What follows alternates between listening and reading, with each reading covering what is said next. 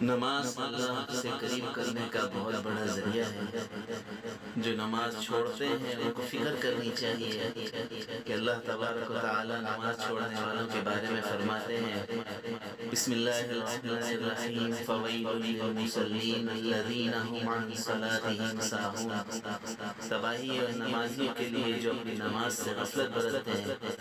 ہمیں نماز کا اہتمام کرنا چاہیے اللہ کو راضی کرنے کے لیے۔ کسی کی مالی مدد کرتے وقت یہ باتیں سوچیں، آپ جو بھی دے رہے ہیں وہ اپنی جیب سے نہیں بلکہ اللہ کے دیے ہوئے مال میں سے دے رہے ہیں۔ آپ بظاہر ضرورت مند کو دے رہے ہیں، لیکن در حقیقت آپ یہ مال اللہ تعالیٰ کو بطور قرض دے رہے ہیں، جس کا کئی گنا زیادہ اللہ آپ کو عطا فرمائیں گے۔ صدقہ دینے یا کسی کی مدد کرنے سے مال گھٹتا نہیں، وعدہ خداوندی ہے کہ مال بڑھتا رہتا ہے۔ کسی کی مالی مدد کرتے وقت یہ باتیں سوچیں، آپ جو بھی دے رہے ہیں وہ اپنی جیب سے نہیں بلکہ اللہ کے دیے ہوئے مال میں سے دے رہے ہیں۔ آپ بظاہر ضرورت مند کو دے رہے ہیں، لیکن در حقیقت آپ یہ مال اللہ تعالیٰ کو بطور قرض دے رہے ہیں، جس کا کئی گنا زیادہ اللہ آپ کو عطا فرمائیں گے۔ صدقہ دینے یا کسی کی مدد کرنے سے مال گھٹتا نہیں، وعدہ خداوندی ہے کہ مال بڑھتا رہتا ہے۔ ہر چیز کی وضاحتیں نہ دو اور نہ ہی لو، اور نہ ہی ہر چیز کو آزماؤ، اور نہ ہی ہر چیز کی بال کی کھال نکالو۔ دوسروں کی تلخی کو سنو، پھر مسکرا دو اور پھر بھول جاؤ۔ پس یہ ضروری نہیں ہے کہ ہر چیز کو تم ضرور ہی اہمیت کی نگاہ سے دیکھو، اسے ضروری سمجھو۔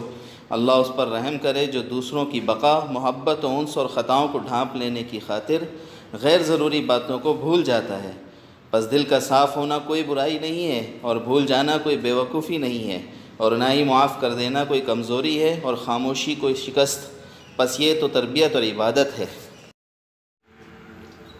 ہم دنیاوی کاموں میں پہلے سے انتظام کرتے ہیں۔ سردیوں سے پہلے گرم کپڑوں کا انتظام کرتے ہیں، گرمیوں سے پہلے ٹھنڈک کا انتظام کرتے ہیں، صبح ہوتے ہی دوپہر اور رات کے کھانے کا انتظام کرتے ہیں، گھر جانے سے پہلے صبح کے ناشتے کا انتظام کر لیتے ہیں، بارش میں نکلنے سے پہلے چھتری کا انتظام کر لیتے ہیں، رات میں نکلنے سے پہلے روشنی کا انتظام کرتے ہیں، لمبے سفر پر جانے سے پہلے مکمل تیاری کرتے ہیں، لیکن قبر کی طویل زندگی کے لیے تیاری کرنے پر آمادہ نہیں، بلکہ اپنے آپ کو تسلی دیتے ہیں، دیکھی جائے گی۔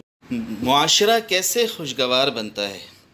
تو فتبینوا، خبر کی تحقیق کر لیا کرو، ولا تلمزوا، ایک دوسرے کو طعنے نہ دیا کرو، ولا تنابزوا بالالقاب، ایک دوسرے کو برے القاب سے نہ پکارو، فاصلحوا، مسلمانوں کے درمیان صلح کرواؤ، لا یغتب، ایک دوسرے کی غیبت نہ کرو، واقسطوا، انصاف سے کام لیا کرو، لا تجسسوا، کسی کی ٹوہ میں نہ لگو، لا یسخر، ایک دوسرے کا مذاق نہ اڑایا کرو، اجتنبوا کثیرا من الظن، اپنے آپ کو بدگمانی سے بہت زیادہ بچاؤ۔ نبی کریم صلی اللہ علیہ وسلم نے فرمایا، جس کا مفہوم ہے کہ جو شخص 5 وقت کی نماز کا اہتمام کرتا ہے اس کے لیے کل قیامت کے دن نور ہوگا، حساب پیش ہونے کے وقت حجت ہوگا اور نجات کا ذریعہ، اور جو شخص اس کا اہتمام نہیں کرتا اس کے لیے نہ نور ہوگا، نہ حساب پیش ہونے کے وقت حجت ہوگی اور نہ کوئی نجات کا ذریعہ۔ اس کا حشر حامان، فرعون اور ابی بن خلف کے ساتھ ہوگا۔ اللہم احفظنا منہ۔ نماز کے بارے میں اللہ سے ڈرو، نماز کے بارے میں اللہ سے ڈرو، نماز کے بارے میں اللہ سے ڈرو۔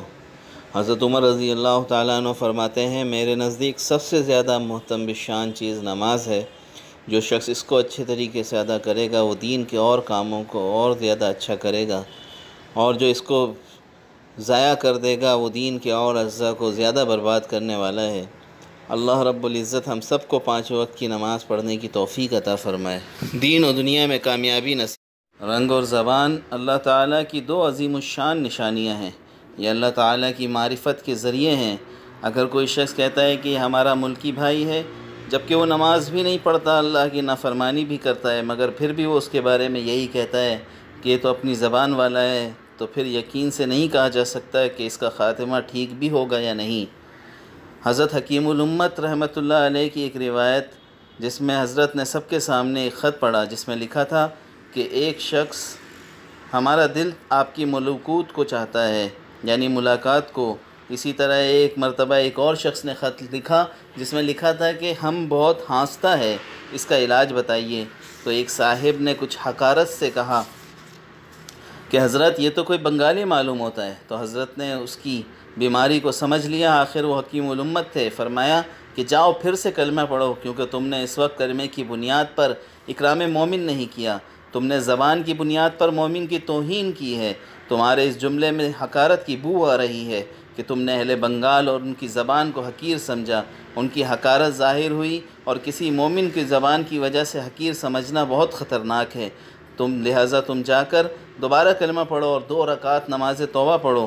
کسی زبان کو دل سے حقیر سمجھنا یا زبان سے اظہار کرنا، اس میں خوف کفر ہے۔ اللہ تعالیٰ نے زبان اور رنگ کو اپنی نشانی بیان کیا ہے۔ وَمِنْ آيَاتِهِ خَلْقُ السَّمَاوَاتِ وَالْأَرْضِ وَاخْتِلَافُ أَلْسِنَتِكُمْ وَأَلْوَانِكُمْ۔